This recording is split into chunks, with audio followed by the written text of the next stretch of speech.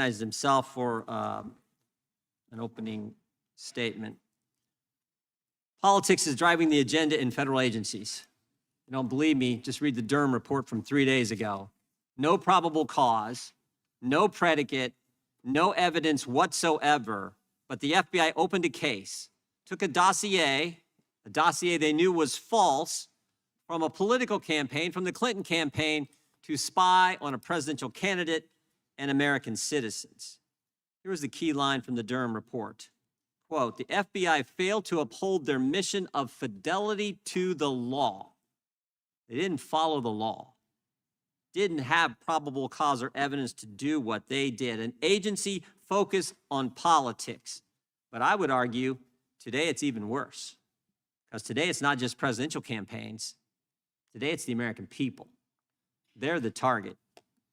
You're not politically correct. You're not in line with what they think should be the political position, the proper position. You're the target. Parents attending a school board meeting, pro-lifers praying at a clinic, or Catholics simply attending Mass, you could be a target.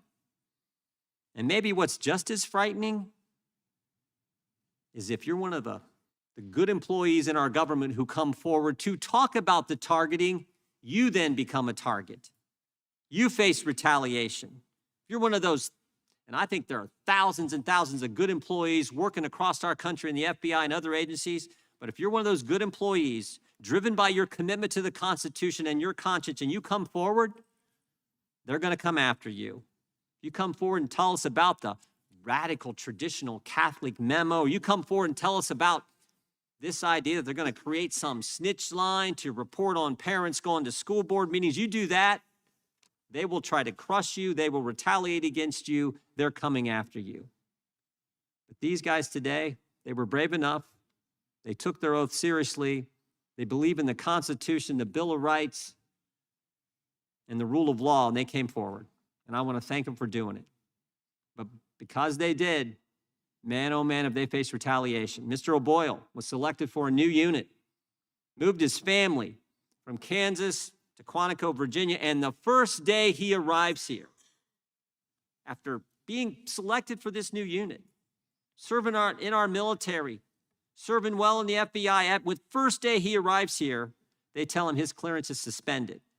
Can't get his belongings for his family, can't get his clothes, can't get his children's clothes, 4 kids and a 2-week-old newborn. Mr. Friend raised concerns about using the SWAT team to arrest someone who was willing to turn themselves in, and the FBI takes his clearance. Wouldn't even let him get access to his firearms training records, which he needs to get employment. Mr. O'Boyle's went 200-some days without getting paid.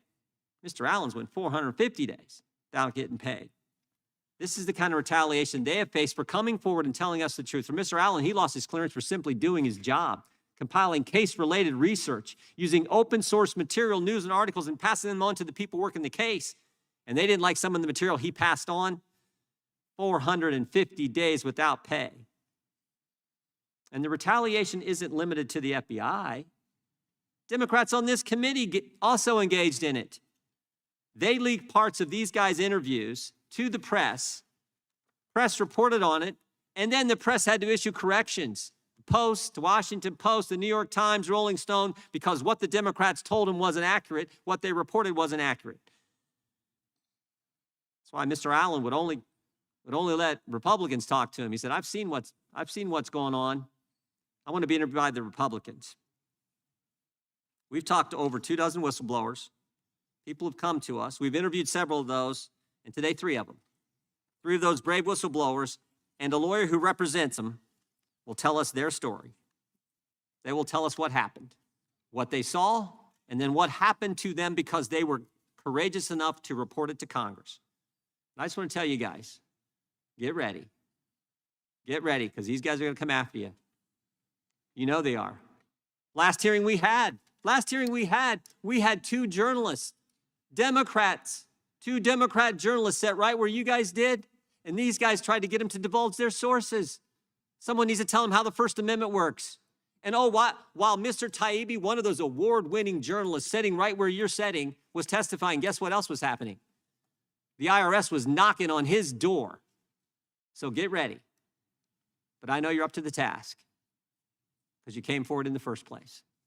Thank you for your commitment to the Constitution, the First Amendment, the rule of law, and for your willingness to come forward and tell Congress what you've seen, what you've witnessed. Thank you for doing that. Mr. Levitt, thank you for representing him. We appreciate that. Now I yield to the ranking member for an opening statement.